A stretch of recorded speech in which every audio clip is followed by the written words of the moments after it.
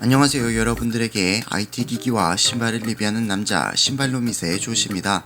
이제 본격적인 여름과 장마철에 들어가고 있는데요.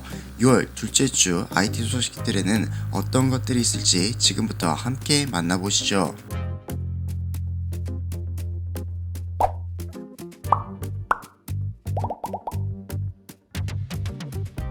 애플이 지난주 세계 개발자 컨퍼런스 2022를 통해 한 차원 높은 성능의 M2 칩 공개 및 완전히 새롭게 디자인된 맥북 에어와 업데이트된 맥북 프로 13 그리고 워치OS 9, 맥OS 벤츄라, 아이패드 OS 16, tvOS, iOS 등 개발자를 지원하기 위해 설계된 새로운 툴과 최신 기술 API를 공개했습니다.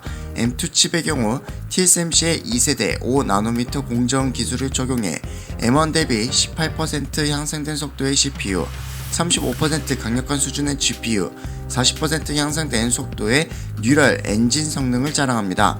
맥북은 일부 국가의 애플 공식 웹페이지 및 애플 스토어 앱에서 사전 주문 가능하며 7월 배송과 동시에 오프라인도 출시할 예정입니다.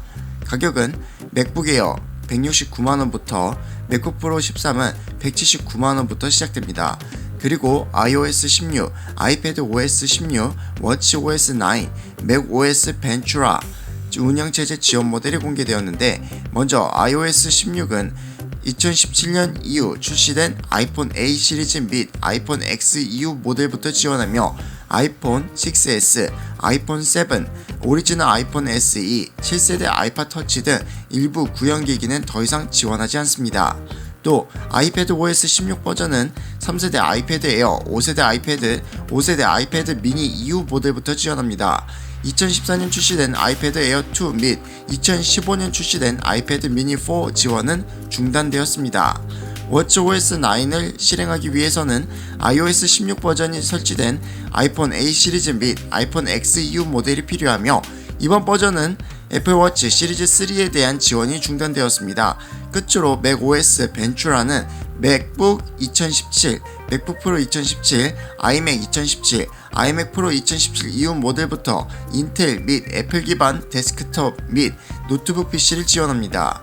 참고로 iOS 16 코드에는 AOD 도입 가능성이 높아 보이는 코드가 포착되었는데, 이에 의하면 아이폰 14 프로 라인업에 독점 도입될 것으로 보이며, 새 운영체제의 일반용 베타 프로그램은 beta.apple.com에서 다음 달 해당 기기 사용자에게 제공되며, 정식 버전은 올 가을 예정입니다. 유튜브 채널 테크니조 컨셉에서 삼성전자가 내년 초 출시할 예정인 갤럭시 S23 울트라 모델의 컨셉 렌더링 영상을 공개했습니다. 영상 속 갤럭시 S23 울트라는 전면에 곡면 디스플레이를 탑재했고, 후면에 거대한 2억 화소 카메라 센서가 특징이며 S펜 내장 슬롯도 갖추고 있습니다. 삼성전자는 작년 세계 최초 2억 화소 카메라 센서 아이소셀 HP1을 발표했으며, 아이소셀 HP1 이미지 센서는 0.64 마이크로미터 픽셀 2억 개를 1.22분의 1인치 옵티컬 포맷 크기에 구현한 것이 특징입니다. 모토로라는 아이소셀 HP1 센서를 최초 탑재한 스마트폰을 올 하반기 출시할 것으로 알려졌으며, 갤럭시 S23 울트라에는 후속 제품인 아이소셀 HP3 센서가 탑재될 것이란 소문도 돌고 있습니다. 대만 파운드리 업체 TSMC가 올해 말 3나노미터 공정이 적용된 M2 프로 칩을 양산할 것으로 예상된다고 하이통 인터내셔널 테크 리서치 제프프 분석가가 주장했습니다. 애플은 최근 세계 개발자 회의 2022에서 2세대 5나노미터 공정으로 제조된 M2 칩을 공개했는데, 푸 분석가는 후속 제품인 M2 프로 칩은 TSMC 3나노미터 공정으로 제조될 것으로 내다봤습니다. TSMC 3나노미터 공정은 5나노미터 공정 대비 10에서 15% 성능이 개선되고 25%에서 30% 전력 효율이 개선될 것으로 예상하고 있습니다. 이전 보고서에 따르면 애플은 M2 프로 칩을 특징으로 하는 맥 미니 코드명 J474를 개발하고 있는 것으로 알려졌습니다. 또 3나노미터 M2 프로 칩을 탑재한 아이패드도 2023년 출시될 것으로 보입니다. 대만 파운드리 업체 TSMC가 퀄컴의 차세대 스냅드래곤 8 2세대 칩을 제조할 것이라고 외신이 보도했습니다. 중국에서 전해진 보고서에 따르면 스냅드래곤 8 2세대 칩은 SM8550 모델 번호와 칼224 ES 코드명을 가지고 있으며 1세대 제품과 달리 1개의 코어텍스 X3, 2개의 코어텍스 A720, 2개의 코어텍스 A710, 3개의 코어텍스 A510 CPU 코어를 특징으로 하며 아드레노 740 GPU와 조합됩니다. TSMC는 스냅드래곤 8 2세대 칩을 4nm 공정으로 제조하며 TSMC 4nm 공정은 5nm 공정 대비 약 5% 정도 성능이 향상될 것으로 알려졌으며 TSMC는 스냅드래곤 8 플러스 1세대 칩도 현재 생산하고 있습니다. 한편 스냅드래곤 8 2세대 칩은 올 연말 공식 발표되고 내년 초 삼성 갤럭시 S23 시리즈에 탑재될 것으로 전망하고 있습니다.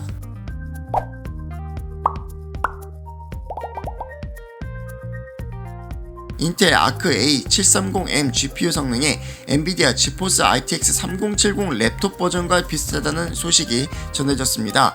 중국 웨이보에 올라온 한 장의 사진에서 인텔 아크 A730M GPU의 3D마크 타임스파이 테스트 결과가 확인된 것인데 GPU 점수만 107점을 기록한 것으로 나타났습니다. 이 점수는 지포스 RTX 3070 랩톱 버전의 9663점보다도 높아 많은 이들을 놀라게 했지만 실제 게임 성능은 3D마크 점수와 다른 경우가 많아 지포스 RTX 3070 랩톱과 비슷한 수준일 것으로 전해졌습니다. 참고로 중국의 컨텐츠 제작자인 골든피그 업그레이드가 공개한 게임 성능 비교 영상을 확인해보면 실제 게임 성능은 RTX 3070보다 더 낮을 뿐만 아니라 RTX 3060M 성능보다도 더 낮은 성능을 보여주었는데 이는 아직 해결되지 않은 그래픽 드라이버 문제로 보고 있습니다. 벡터 연산을 가속화하는 AVX 512는 고성능 컴퓨팅 파워가 필요한 다양한 작업 환경에서 적용되지만 인텔 12세대 코어 프로세서는 공식적으로 이를 지원하지 못하고 있습니다. 12세대 코어 프로세서에 탑재된 P코어가 AVX 512를 지원하게 설계됐지만 인텔이 이를 막아놨기 때문입니다. 초기 일부 메인보드 제조사들이 찾은 백도어도 지금은 사용이 불가능하게 칩 레벨에서 차단했습니다. 하지만 AVX 512가 필요한 사람들은 여전히 존재하고 칩 레벨에서 차단되지 않은 12세대 코어 프로세서를 찾는 이들이 많은데 이를 구별하는 방법이 등장했습니다. 방법은 아주 간단한데 CPU 상단 IHS에 새겨진 인텔 로고를 확인하면 됩니다. 비디오카즈가 보도한 바에 따르면 인텔은 IHS에 새겨넣는 로고를 박스형 디자인으로 변경했고 2022년 제품부터 적용했다고 합니다. AVX 512를 칩 레벨에서 금지시킨 CPU들이 올해 출고된 제품들이니 박스형 로고가 아닌 제품을 구입하면 메인보드 제조사들이 찾은 백도어를 통해 AVX 512를 활성화시킬 수 있다는 것이 비디오카드 측 주장입니다. 인텔의 메테오레이크 및 에로우레이크형 소켓이 유출되었습니다.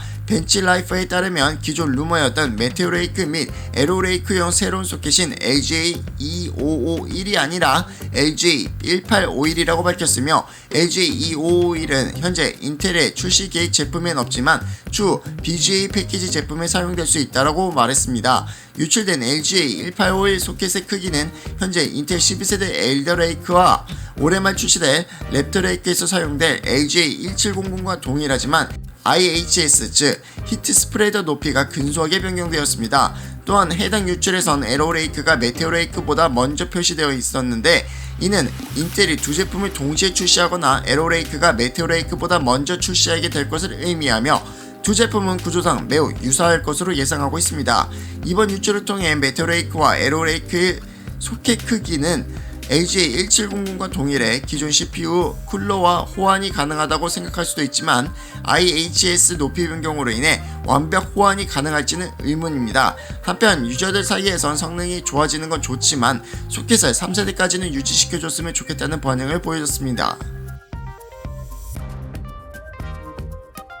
AMD가 지난주 재무 분석가의 날을 맞아 향후 로드맵을 공개했습니다. AMD 수석 부사장 마크 페퍼마스터는 이날 2024년까지 젠4 및 젠5 CPU를 모두 출시할 것이라고 밝혔습니다. 올가을 출시를 앞둔 5에서 4nm 공정의 젠4 아키텍처는 총 3가지로 출시되는데 젠4, 젠4 V캐시 및 젠4C로 예정되어 있습니다. 마크 페퍼 마스터는 지난 컴퓨텍스에서 발표한 젠4 아키텍처의 IPC가 전세대에 비해 15% 이상 성능을 제공한다고 재차 확인했으며 젠3 아키텍처 대비 와트당 성능이 25% 이상 향상됐다고 전했습니다. 또한 마크 페퍼마스터는 소비자용 젠4는 데이터 센터용 CPU보다 먼저 출시될 것이라고 밝혔습니다. AMD의 로드맵에는 2024년까지 4나노미터 공정 기반인 젠5 CPU도 공개했으며 세부 목록엔 젠4와 동일한 구성으로 확인되었고 자세한 성능은 공개되지 않았으나 젠4 대비 향상된 성능과 효율성 제공 및 AI, MI 애플리케이션에서 추가 최적화가 가능하다고 전했습니다. 이번 로드맵 공개에서 또 하나 주목할 점은 VKC 모델 출시가 젠4, 젠5 모두 예정되어 있다는 점입니다. VKC가 인텔의 엘더레이크 게임 성능에 대응해 일시적으로 나온 모델일 수 있었으나 이제 공식화된 만큼 게이머라면 VKC 모델을 기다릴 수밖에 없게 되었습니다. 하지만 VKC 모델은 일반 모델보다 후순위로 물릴 수밖에 없고 특정 모델에 한정할 수밖에 없는 것이 현실이라서 실제 출시되기까지 시간이 좀 더 필요할 것으로 예상하고 있으며 하반기 출시된 젠4 기반 라이젠 7000 시리즈를 구매할 게이머라면 VKC 모델을 기다려보는 것이 좋을 것 같습니다.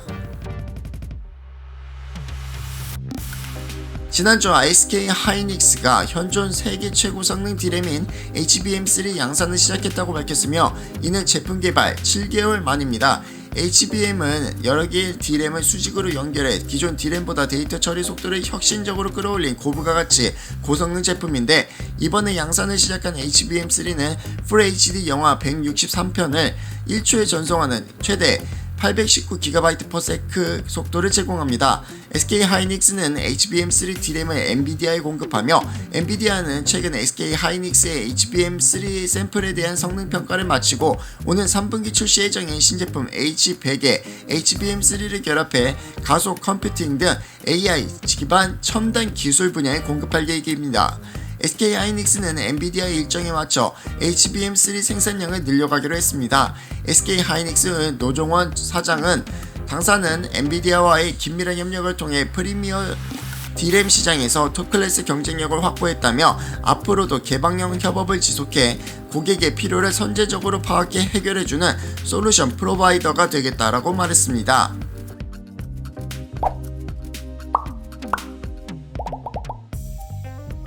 자, 여기까지 6월 둘째 주 IT 소식들을 전해드렸습니다.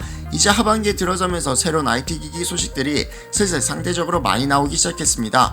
6월 둘째 주 IT 소식들에 대한 여러분들의 생각을 아래 댓글로 남겨주시고 좋아요, 구독까지 해주시면 감사하겠습니다.